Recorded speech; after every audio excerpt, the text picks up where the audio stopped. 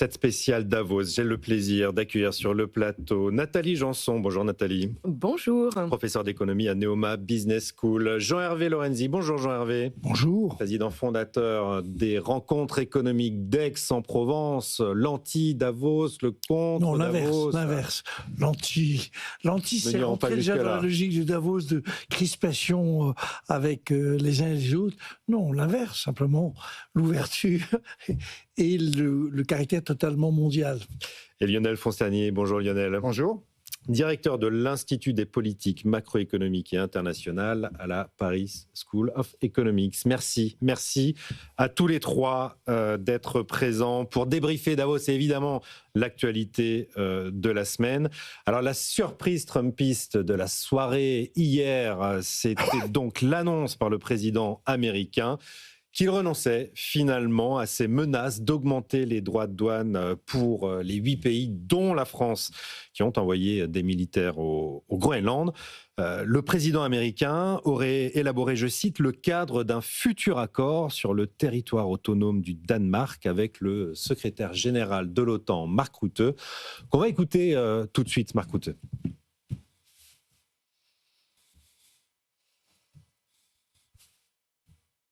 Alors, on va l'écouter dès qu'on aura le son.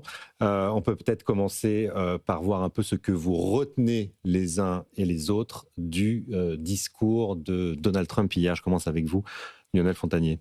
C'est un discours qui n'est pas très surprenant dans la forme. On est maintenant habitué à la forme des prises de parole de Donald Trump. Sur le contenu réellement, effectivement, ce qui est très important, c'est l'annonce qui a été faite sur le pas en arrière. Oui. Ce pas en arrière ne vient pas de nulle part. D'un certain côté, les Européens, cette fois-ci, ont montré une forme d'unité. On a eu donc ces événements où les Européens ont envoyé quelques soldats. Ça a été beaucoup moqué. 15 soldats français. Voilà. Oui. Mais le point, c'est qu'à partir du moment où des soldats de l'OTAN se retrouvent sur ce territoire, c'est difficile effectivement d'engager la force. Et donc Donald Trump, dans un premier temps, a dit finalement, je renonce à la force, mais je vais mettre des droits de douane. Et là, les Européens ont commencé à nouveau afficher leur unité autour de cette discussion qui s'engageait sur l'instrument anti-coercition dont on pourra reparler. Oui. Et voilà. Et à partir de là, cette arme a eu l'effet qu'elle devait avoir, c'est-à-dire que nouveau pas en arrière, on dit finalement non, on ne va pas prendre ces mesures en termes de droits de douane supplémentaires, on va essayer de trouver un accord, d'où les propositions qui ont été faites et qu'on va découvrir dans l'extrait tout de suite. Comme quoi, les rapports de force, ça fonctionne. On écoute tout de suite Mark Rutte, secrétaire général de l'OTAN. Je pense que ce que nous avons accompli aujourd'hui lors des discussions que j'ai eues avec le président, c'est que nous avons convenu qu'il a raison. Et il a raison de dire que nous devons collectivement protéger la région arctique. Mais bien sûr, les États-Unis poursuivent également les discussions avec le Groenland et le Danemark sur la manière de s'assurer que la Russie et la Chine n'auront pas accès à l'économie ou à l'armée du Groenland. Bon, tout va bien, on a réglé. Le président américain a raison, Jean-Hervé Lorenzi. Non, d'abord, je ne sais pas ce qui me choque le plus, si c'est le patron de l'OTAN qui avait appelé, c'est pas lui qui avait dit que... Dadi. Le président américain. Bon, il a une stratégie, Mark Rutte, c'est très clairement... la flagornerie et la soumission, mais pour arriver aussi à une forme je fais partie de ceux qui pensent que Trump a aussi une stratégie assez explicite qui se comprend bien. Alors, il a une méthode qui est tout à fait étonnante. Enfin, le daddy, c'est pas non plus habituel. Donc, on est face à des animaux qui sont étranges pour nous, pour les gens rationnels. Maintenant, j'ai cru comprendre que leur idée, c'est de donner une sorte de propriété pour toutes les bases américaines. Donc, il n'a pas la partie. C'est une solution qui, je veux dire, au fond, pourrait calmer le jeu. Oui. Je rappelle quand même que, par rapport à moi, quand Lionel parle, j'écoute toujours ça avec beaucoup d'attention, parce qu'il est beaucoup plus compétent que je le suis. Mais quand on dit les Européens, je suis toujours un peu frappé, parce qu'on a l'impression, non, il y a eu 7 pays, 8 pays. 8 pays qui ont envoyé des troupes. Oui. Et quant aux déclarations des uns et des autres, je ne crois pas une seconde qu'un certain nombre de pays européens, donc de l'Union européenne, soient prêts à avoir le moindre réel conflit avec les États-Unis. Je pense à des pays importants comme l'Allemagne ou l'Italie. Donc, je suis un tout petit peu prudent sur l'idée que brutalement, il y a eu un rapport de force et que l'Europe a montré des dents. Je pense que l'autre avait fait comme il fait toujours. Il exagère sa première position et puis il revient en arrière et il va obtenir ce qu'il veut, c'est-à-dire une partie de la propriété de cet immense territoire. Voilà. Il a joué l'apaisement, Donald Trump, hein, Nathalie Janson, hier, finalement. Oui, en plus, c'est ça qui est bien dans son univers, c'est qu'en fait, ça retombe toujours, il retombe toujours sur ses pattes, enfin plus ou moins. C'est un peu sa stratégie de négociation. Exactement. Je vous colle en fait, c'est toujours la même chose. Dans la figure, et puis après, on discute. Oui, et je suis assez d'accord avec Jean-Hervé. J'ai des doutes effectivement sur l'impact qu'ont pu avoir les déclarations, enfin l'envoi des troupes, et notamment de nos 15 chasseurs alpins, si je ne me trompe pas, et puis de la part des pays européens. Je pense surtout qu'effectivement, il négociait en sous-main parallèlement. Ça se voit avec les déclarations de celui qui est à la tête de l'OTAN. Il a eu ce qu'il a voulu, ce qui est pas, il a juste clarifié un point qu'il voulait. Alors, est-ce que moi, je ne suis pas compétente non plus dans ce domaine de la géopolitique? Est-ce qu'il fallait clarifier cette position américaine au Groenland? Voilà, j'en sais rien. Mais par contre, effectivement, il a obtenu quelque chose qui est finalement pas non plus trop horrible. Enfin, je veux dire, il n'est pas en train de changer la face du monde en faisant ça. Oui. Mais il est venu clarifier les positions. Est-ce que ça valait le coup de faire autant de bruit pour ça? C'est toujours la même chose. C'est quand même beaucoup de bruit pour rien, à la fois. Oui, effectivement. Oui. Il est venu aussi en majesté expliquer comment, un an après son élection, l'économie américaine était complètement booming. Elle est formidablement bien. Oui. On va l'écouter dans cet extrait. I've come to this year's World Economic Forum with truly phenomenal news from America. Je viens au Forum économique mondial avec de formidables nouvelles des États-Unis. Hier marquait le premier anniversaire de mon investiture et aujourd'hui, après 12 mois de retour à la Maison-Blanche, notre économie est en plein essor, la croissance explose, la productivité grimpe, les investissements s'envolent, les revenus augmentent. L'inflation a été vaincue, notre frontière auparavant ouverte et dangereuse est fermée et pratiquement impénétrable et les États-Unis sont en plein milieu du redressement économique le plus rapide et le plus spectaculaire de l'histoire de notre pays. Bon, voilà, on a un président qui porte haut les couleurs de son pays et de son bilan au bout de 12 mois. Est-ce que c'est un constat lucide de l'économie américaine, Lionel Fontagnier? Je crois que c'est toujours bon d'être optimiste. Et donc, l'optimisme de la volonté. Donald Trump était connu pour ses vérités alternatives. Oui. Donc en voilà une. Donc qu'est-ce qui est en train de se passer?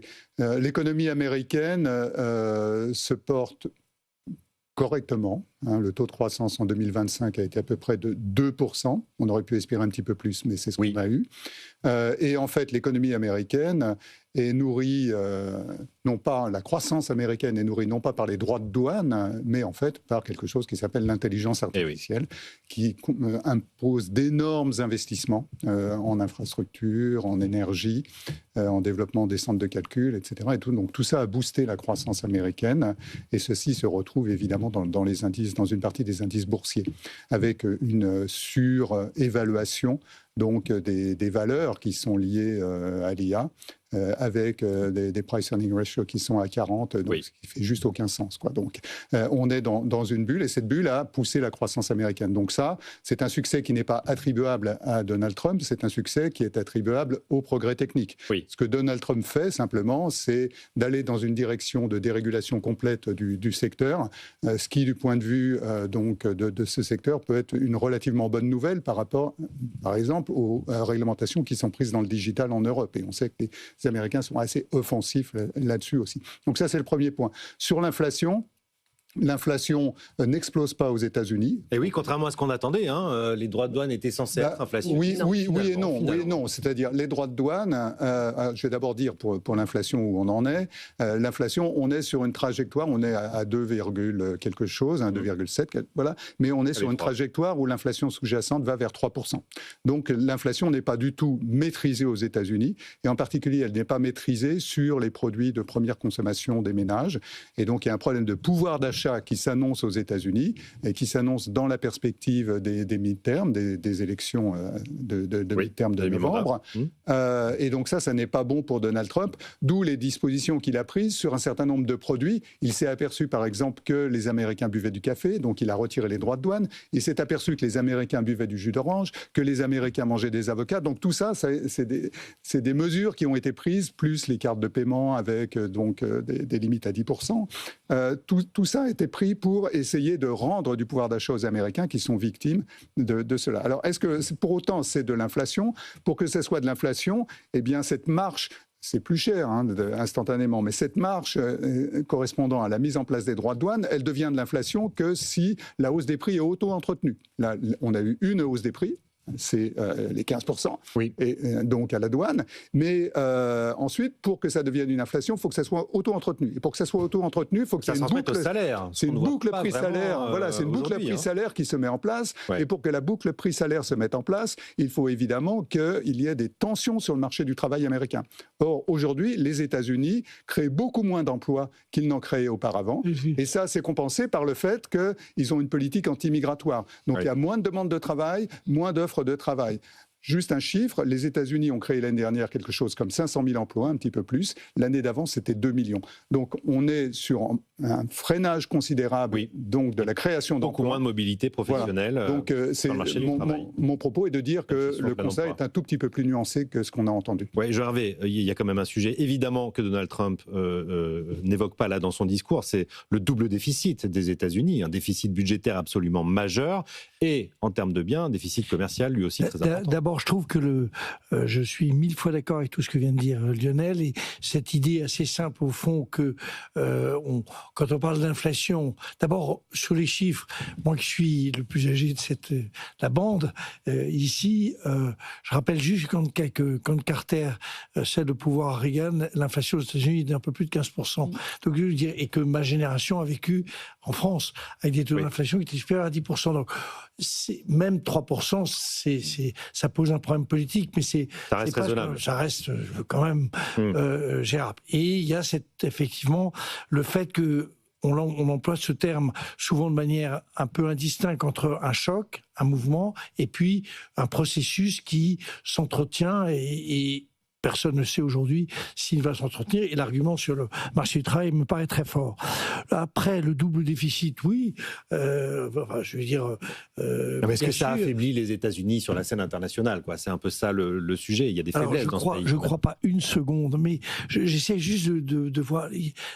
À l'heure actuelle, aujourd'hui, je ne vois pas quelqu'un, un pays ou un prêteur à titre, une institution financière européenne, puisqu'il finance de manière massive. 8 000 milliards d'obligations et d'actions sont détenues par les Européens aux États-Unis. 40% est financé par l'épargne européenne. Je ne vois pas cette espèce de volonté. Il y a quelques mots qui sont prononcés par des politiques. On a parlé du Sell America.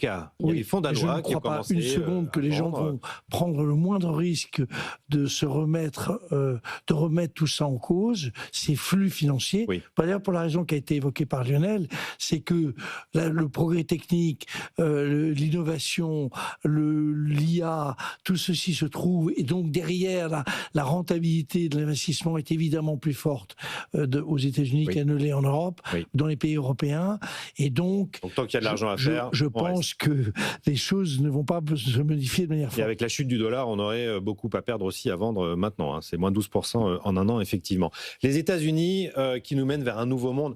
Il y a un autre discours qui a été, qui a marqué à Davos, c'est celui du secrétaire d'État au commerce, Howard Lutnick, qui a été plutôt agressif vis-à-vis du modèle européen et occidental. On l'écoute tout de suite. We are in Davos at the World Economic Forum.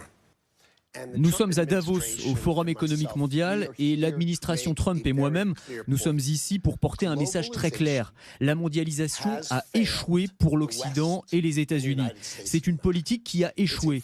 C'est ce que Davos a représenté, à savoir exporter, délocaliser, aller au loin, trouver la main-d'œuvre la moins chère au monde, et le monde irait mieux.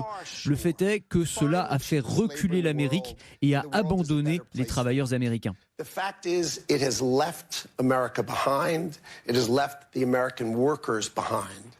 Voilà, Howard Lutnick était aussi un speaker lors d'un dîner avant-hier soir qui a créé la polémique. Oui. Christine Lagarde a quitté la salle tellement le secrétaire américain était offensif vis-à-vis du modèle européen. Mais c'est un changement de monde, là, quand même.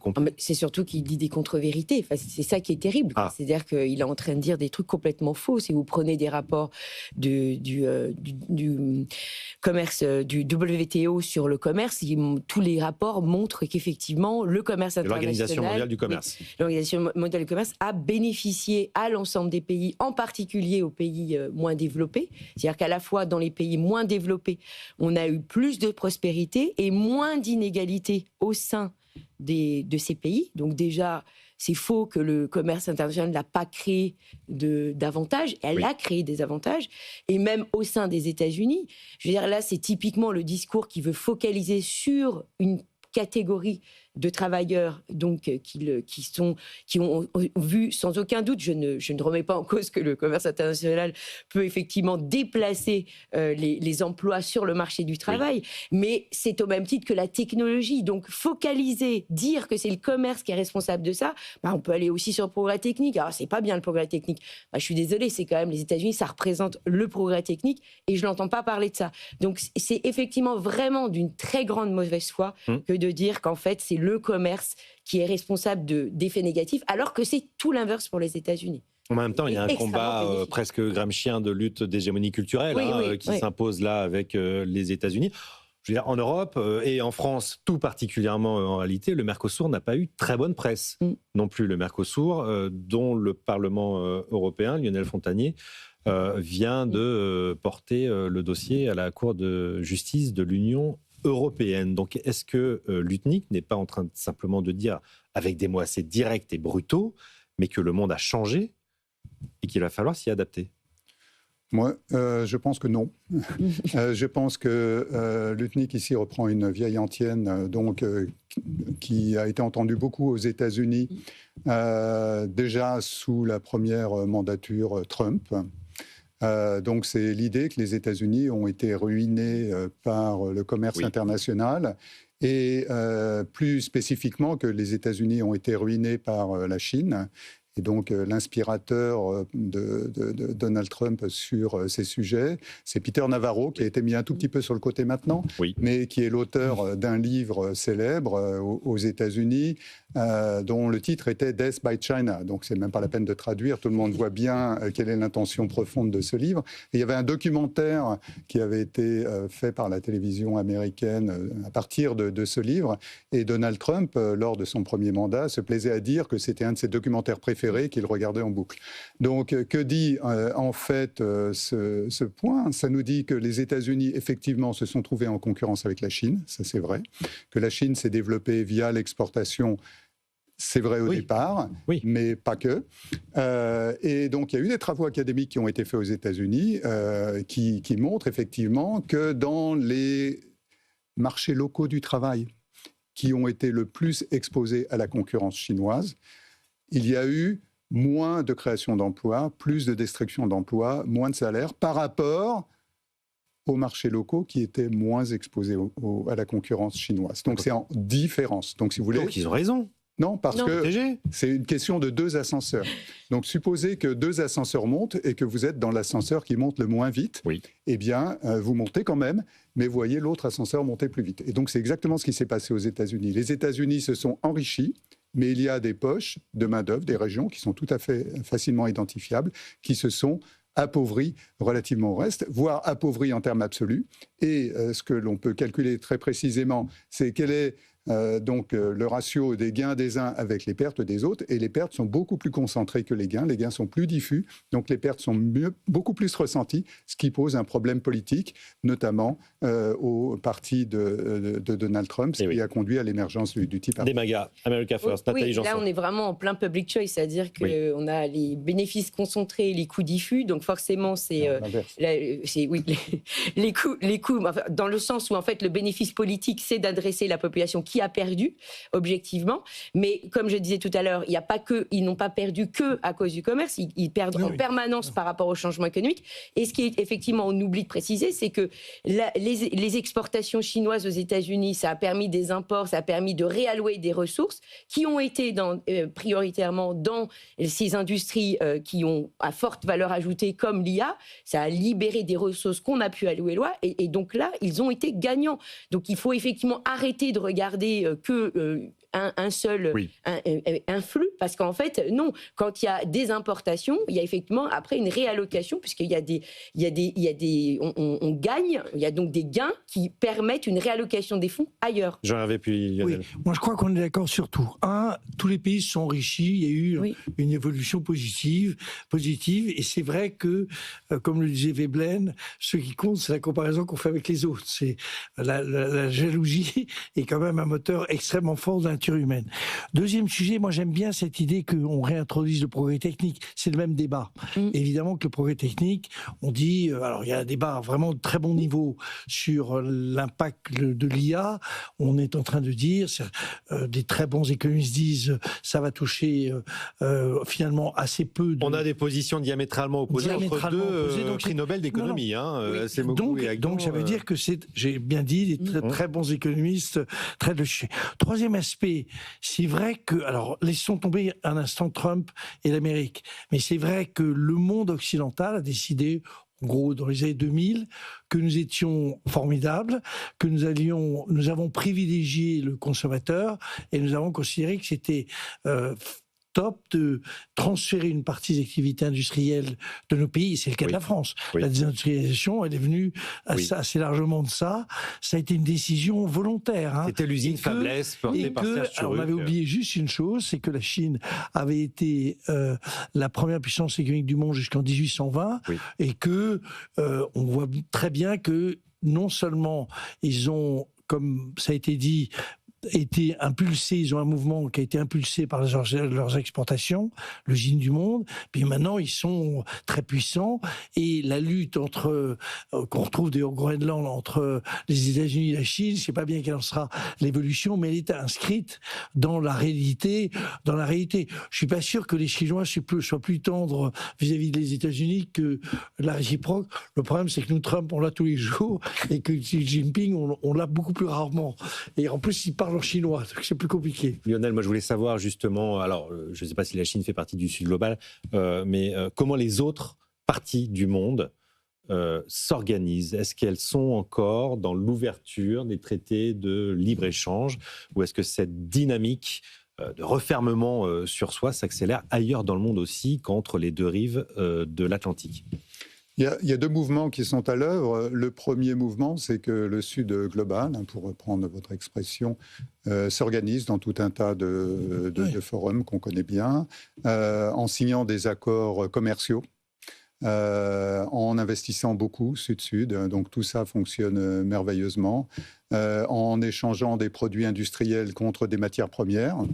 Donc tout ça s'organise. Le deuxième point, c'est ce qui se passe à l'Organisation mondiale du commerce, qui a déjà été évoqué. Donc, cette Organisation mondiale du commerce, on se rappelle, ça a été créé donc, en 1995, à la suite des accords de Marrakech de 1994. On a fêté donc récemment les 30 anniversaires. C'est un peu des funérailles, non? Avec un peu de tristesse dans la voix. On a célébré, j'aurais pas dû dire fêté, on a célébré cet anniversaire avec un peu de tristesse dans la voix, en s'apercevant au fond que dans les 150, il y a plus que 150 pays à l'OMC, mais disons les 150 250 pays qui sont dans l'Organisation mondiale du commerce, eh bien, il y en avait un qui ne croyait plus du tout aux règles de fonctionnement de cette Organisation mondiale du commerce. Et pas de chance, c'est le pays qui était à l'origine, après la Deuxième Guerre mondiale, non pas de l'Organisation mondiale du commerce, mais ce qui y avait précédé, c'est-à-dire le GATT. Oui. Donc, de cette organisation multilatérale sur la base de règles. La baisse des droits de douane, ça ne venait qu'en deuxième. Ce qui était important, c'était de mettre des règles sur donc, la concurrence au niveau international pour que tout ça fonctionne parfaitement. Et ça avait été fait par l'économie dominante de l'époque qui s'appelait les États-Unis. Et donc, aujourd'hui, les États-Unis sont de facto sortis de l'OMC, même s'ils y sont encore, mais de facto n'y participent plus. Et, la Chine, qui est entrée au début des années 2000, a-t-elle jamais appliqué les règles de l'OMC ? La Chine est dans une situation particulière. La Chine est un soutien tout à fait fort de l'Organisation mondiale du commerce. La Chine croit très fort aux règles de l'Organisation mondiale du commerce, ou feint d'y croire, bien sûr, puisqu'elle les utilise à son avantage. Mais en tout cas, on est dans une situation où la plupart des pays qui sont à l'Organisation mondiale du commerce sont très, très attachés au fonctionnement de l'Organisation mondiale du commerce. Les Européens, les premiers, même si ça commence à se fissurer un petit peu autour de la règle de la nation la plus favorisée. Oui. Mais il n'y a au fond que les États-Unis qui sont vraiment sortis de l'affaire. Et donc on est dans une situation un peu ubuesque où cette organisation qui doit gérer des règles multilatérales du commerce doit fonctionner sans les États-Unis, avec en particulier... Et les deux premières puissances mondiales. Avec en particulier ce que tout le monde connaît bien, c'est l'organe d'appel de l'organe de règlement des différends qui a été bloqué puisque les États-Unis ont mis leur veto à la nomination des juges. Donc quand une décision est prise par un panel de juges à l'Organisation mondiale du commerce et que le pays qui est incriminé fait appel, à ce moment-là, il fait appel dans le vide, puisqu'il n'y a plus cette possibilité d'appel. Alors, pour régler ceci, et ça c'est assez mal connu, mais c'est très très important, pour régler ceci, l'Europe et d'autres pays, dont la Chine, ont créé un système parallèle temporaire. Donc il y a un accord là-dessus à l'intérieur de l'OMC. Donc on est rentré dans quelque chose de plurilatéral. Donc tant que d'autres pays, sauf les États-Unis, sont condamnés, eh bien on ne rentre pas dans cette difficulté de faire appel. C'est-à-dire entre la Chine et l'Europe, par exemple, on a exclu cette possibilité de faire appel dans le vide. Un fonctionnement en mode dégradé, mais fonctionnement quand même. Mais c'est très très important parce que ça montre que on a encore une majorité des pays dans le monde. Les États-Unis ne représentent combien que 15% du commerce mondial. Donc, des importations mondiales, encore moins des exportations mondiales. Donc, on a 5/6 à peu près du commerce mondial qui se fait entre des pays qui croient encore, ou qui feignent de croire, aux règles de l'OMC. Et donc ça relativise beaucoup l'idée qu'on est complètement sorti de je retiens juste le mot fin, parce que... on est quand même dans un dispositif dans lequel, notamment les pays européens, qui sont des victimes collatérales en réalité de la bagarre entre... C'est pour ça que je pense qu'il faut avoir une vision politique, géostratégique du dispositif. C'est une victime collatérale d'un conflit dont on ne va pas sortir, au-delà de Trump, qui est le conflit entre les États-Unis et la Chine.